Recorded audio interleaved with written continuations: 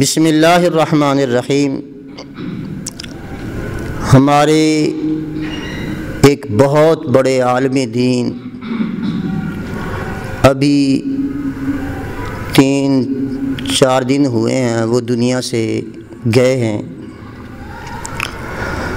ان کا نام حضرت مولانا مفتی مبشر احمد ربانی حافظہ اللہ تعالی جہاں پہ لیٹے ہیں، اللہ ان کی قبر پہ کروڑاں رحمتاں نازل فرمائے۔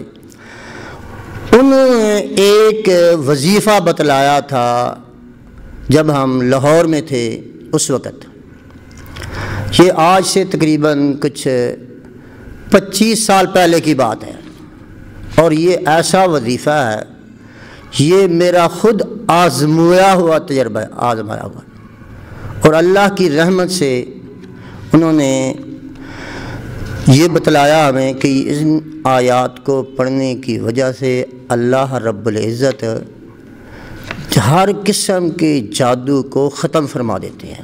یہ مفتی مبشر احمد ربانی حافظہ اللہ تعالیٰ کا یہ بتایا ہوا وظیفہ ہے۔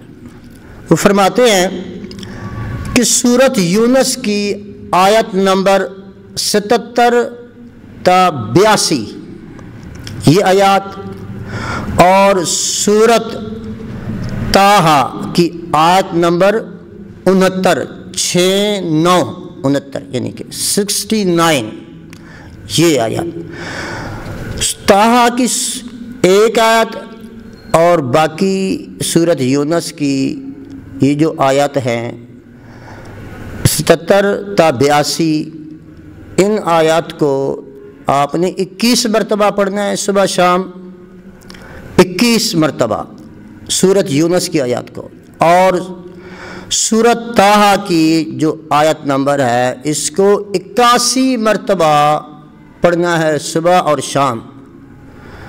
وہ فرمایا کرتے تھے کہ جو بھی یہ آیات پڑھے گا اللہ کی رحمت سے اس گھر کے اندر جادو کا نام و نشان مٹ جائے گا۔